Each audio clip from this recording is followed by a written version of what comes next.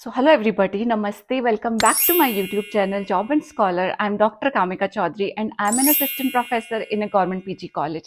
अगर आप लोग एक ऐसी गवर्नमेंट जॉब ढूंढ रहे हैं जिसमें आपको स्टेबिलिटी मिले, ग्रोथ मिले, साथ ही साथ आपका होम स्टेट भी मिले, ठीक है, आप अपने स्टेट में ही काम करें, तो आज की ये वीडियो ऐसी ही गवर्नमेंट वैकेंसीज के बारे में है। इस वीडियो में हम फटाफट से देखेंगे कि कहाँ पे वैकेंसी आई है, किस पोस्ट की वैकेंसी आई है, उसी के साथ साथ में कौन कौन सी इंपॉर्टेंट डेट्स है, सिलेक्शन क्राइटेरिया क्या होगा और क्या क्या इंपॉर्टेंट पॉइंट्स हैं जो आपको इस जॉब नोटिफिकेशन के बारे में पता होना चाहिए। तो सबसे पहले जो जॉब आपकी आई है वो आई है the oriental insurance India company limited में। सो ये एक ऐसी कंपनी है जिसे हम शॉर्ट में OICL भी कहते हैं और ये कंपनी आपकी wholly owned by the government of India है। इसकी नोटिफिकेशन में भी लिखा है और जब भी आप कंपनी के बारे में पढ़ना चाहेंगे तो आपको मिलेगा कि ये कंपनी आपकी पूरी की पूरी government of India he own करती है। ऑल इन ऑल तो ये आपकी एक गवर्नमेंट कंपनी है जिसमें आपकी 500 के करीब वैकेंसीज आई हैं एंड जिस पोस्ट की वैकेंसी आई है वो पोस्ट है आपकी असिस्टेंट की पोस्ट, राइट। असिस्टेंट की पोस्ट की 500 से ज्यादा वैकेंसीज हमारी इस एडवर्टाइजमेंट में निकाली गई है OICL की तरफ से। अब इंपॉर्टेंट बात करेंगे कि कौन कौन सी इंपॉर्टेंट डेट्स हैं। सो जो इंपॉर्टेंट डेट्स है, सबसे पहले आपका ऑनलाइन रजिस्ट्रेशन ऑलरेडी स्टार्ट हो चुका है। Last date of online registration है आपकी 17 अगस्त 2025, ठीक है। 17 अगस्त 2025 तक ही आप फॉर्म फिल कर सकते हैं एंड उसी तारीख तक आप अपना फीस भी जमा कर सकते हैं। उसके बाद सिलेक्शन प्रोसीजर के लिए दो आपके टेस्ट होंगे, इसमें प्री एग्जाम होगा और आपका मेन एग्जामिनेशन होगा। सो जो प्री एग्जामिनेशन होगा उसकी भी डेट ऑलरेडी आपके नोटिफिकेशन में मेंशन है। टेंटेटिव डेट है जो कि है आपकी 7 सितंबर 2025। मेन एग्जामिनेशन की डेट है 28 अक्टूबर 2025।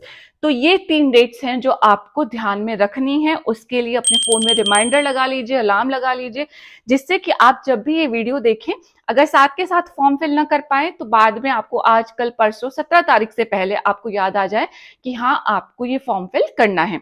तो ये थी कुछ इंपॉर्टेंट डेट्स। अब पोस्ट का नाम मैं ऑलरेडी आपको बता चुकी हूँ, असिस्टेंट की पोस्ट है।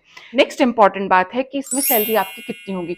तो सैलरी जो आपकी होगी वो सैलरी होगी आपकी ₹40,000 के आसपास। आपका जो लमसम अमाउंट है यानी कि आपके अकाउंट में जो क्रेडिट होगा दैट विल बी अराउंड ₹40,000। उसी के साथ साथ में आपको मेडिकल का जो क्लेम होता है वो क्लेम मिलेगा। उसी के साथ साथ में आपको जितने भी किसी भी गवर्नमेंट सर्वेंट के बेनिफिट्स होते हैं वो सारे बेनिफिट्स भी 40,000 की सैलरी के साथ साथ में आपको दिए जाएंगे।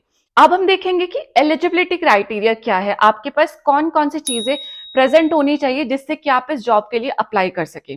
सबसे पहली चीज नेशनलिटी बताई गई है, आप ऑब्वियसली इंडियन सिटीजन होने चाहिए हो। सेकेंड इंपॉर्टेंट बात है कि एजुकेशन क्वालिफिकेशन क्या है। तो एजुकेशन क्वालिफिकेशन में आपके पास एक बैचलर्स की डिग्री प्रेजेंट होनी चाहिए। अब बैचलर्स की डिग्री का मतलब है कि आपने ग्रेजुएशन किया हो, चाहे आपने BA किया हो, चाहे आपने BCom किया हो, चाहे आपने BSc किया हो, यानी कि आपके पास एक डिग्री प्रेजेंट हो जो एक रिकॉग्नाइज्ड यूनिवर्सिटी के द्वारा दी गई हो और जिसमें लिखा हो कि हाँ आपने इस चीज में ग्रेजुएशन किया है या आपकी ये डिग्री आपको ग्रेजुएशन में दी जाती है। तो अगर आपके पास ग्रेजुएशन की डिग्री है तो आप क्या होंगे, एलिजिबल होंगे। दूसरी इंपॉर्टेंट बात जो यहाँ पे है वो ये मेंशन है कि परसेंटेज कोई भी मेंशन नहीं है, ना 10th का कोई परसेंटेज का क्राइटेरिया है, ना 12th का कोई परसेंटेज का क्राइटेरिया है और ना ही कोई आपका ग्रेजुएशन का परसेंटेज का क्राइटेरिया है। यानी कि आप सिर्फ पास होने चाहिए अपनी 10th 12th एंड ग्रेजुएशन तीनों में। आपकी परसेंटेज कितनी भी आई हो, चाहे आप 40% वाले हैं, चाहे आप 80% वाले हैं, चाहे आप कितनी भी परसेंट वाले हैं, ठीक है। तो ये एक अच्छी बात है कि अगर किसी भी कारणवश आप लोगों की परसेंटेज भी कम आई है तब भी आप एक सरकारी नौकरी के लिए एलिजिबल हैं। तो ध्यान रखिए, ठीक है, आपको परसेंटेज के बारे में चिंता करने की जरूरत यहाँ पे नहीं है। दूसरा, इसमें क्या इंपॉर्टेंट चीज है एलिजिबिलिटी के लिए, वो इंपॉर्टेंट चीज ये है कि आप जिस भी स्टेट से बिलोंग करते हैं उस स्टेट की आपको रीजनल लैंग्वेज आनी चाहिए। यानी कि आनी चाहिए मीन्स आप उस रीजनल लैंग्वेज को बोल सकें, समझ सके और लिख सके। ये तीनों चीजें आपको अपनी स्टेट की रीजनल लैंग्वेज में प्रेजेंट होनी चाहिए आपके अंदर, आपको इस चीज की नॉलेज होनी चाहिए। नेक्स्ट एलिजिबिलिटी का रिक्वायरमेंट है कि आपका एज कितनी हो, तो आपकी एज 21 ईयर्स से लेके 30 ईयर्स के बीच में प्रेजेंट होनी चाहिए, यानी कि 21 साल से लेके अगर आपकी एज 30 ईयर्स तक की रेंज में आती है तो आप क्या होंगे, आप एलिजिबल होंगे। अब जो लोग 30 ईयर्स हैं उन लोगों को काउंट करने के लिए, अपने आप को ये एलिजिबिलिटी चेक करने के लिए जो रेफरेंस डेट है वो रेफरेंस डेट है 31/7/2004, यानी कि आप 31/7/2004 के बाद बॉर्न नहीं होने चाहिए। अगर आप उसके बाद बॉर्न हुए हैं उस केस में आप एलिजिबल नहीं होंगे। यहीं पे बता देती हूं कि अगर आप लोग रिजर्वेशन सीख करते हैं, आप रिजर्वेशन की कैटेगरी में आते हैं, तो रिजर्वेशन के सारे रूल्स आपके सेंट्रल गवर्नमेंट के जो रिजर्वेशन के रूल्स होते हैं उन्हीं रूल्स के अकॉर्डिंग आपके यहाँ पे भी रिजर्वेशन अप्लाई होगा। चाहे आपको एज का रिलैक्सेशन देखना है, ठीक है, या आप पीडब्ल्यूबीडी कैंडिडेट है या आप एक्स सर्विसमैन कैंडिडेट है, तो किसी भी क्राइटेरिया में अगर आपको रिलैक्सेशन देखना है रिजर्वेशन कैटेगरी के अंदर, तो पीडीएफ जो एडवर्टाइजमेंट है उसकी पीडीएफ में सारे रिजर्वेशन प्रेजेंट है। एंड बाकी अगर आप ऐसे समझना चाहते हैं तो सेंट्रल गवर्नमेंट के जितने भी रिजर्वेशन के रूल्स हैं वो सारे यहाँ पे अप्लाई होते हैं। नेक्स्ट अब हम बात करेंगे सिलेक्शन क्राइटेरिया की। तो सिलेक्शन क्राइटेरिया में सबसे पहले प्री ट्रेनिंग भी दी जाएगी। तो सिलेक्शन क्राइटेरिया से पहले एक प्री एग्जामिनेशन ट्रेनिंग भी दी जाएगी। जो candidate SC, ST, OBC, non creamy layer and PWBD category से बिलोंग करते हैं उन सारे कैंडिडेट को एक ऑनलाइन प्री एग्जामिनेशन ट्रेनिंग भी दी जाएगी। मतलब आपको तैयारी कराई जाएगी ऑनलाइन फॉर्म में, जिससे कि आप प्री एंड मेंस एग्जाम में अच्छे से परफॉर्म कर सकें। राइट, तो ये हो गया आपका प्री एग्जामिनेशन ट्रेनिंग। उसके बाद में आपके 2 फेजेस में एग्जामिनेशन होंगे। पहले फेज में जो एग्जामिनेशन होगा उसे हम प्रीलिमिनरी एग्जामिनेशन कहेंगे। ये एग्जामिनेशन आपका 100 मार्क्स का होगा एंड इसमें आपके 3 सेक्शंस आएंगे, English, reasoning and numerical ability. Right, plus अगर आपको यहाँ पे जानना है कि नेगेटिव मार्किंग होगी या नहीं होगी, तो नेगेटिव मार्किंग जरूर होगी। आपके 1/4 मार्क्स डिडक्ट हो जाएंगे in the case of the wrong answer. ठीक है, तो आपको इन तीनों सेक्शन की तैयारी करनी है। 100 मार्क्स का आपका क्वेश्चन पेपर आएगा। नेक्स्ट, अब जब आप प्री एग्जामिनेशन को क्वालिफाई कर लेंगे उसके बाद होगा आपका मेन एग्जामिनेशन।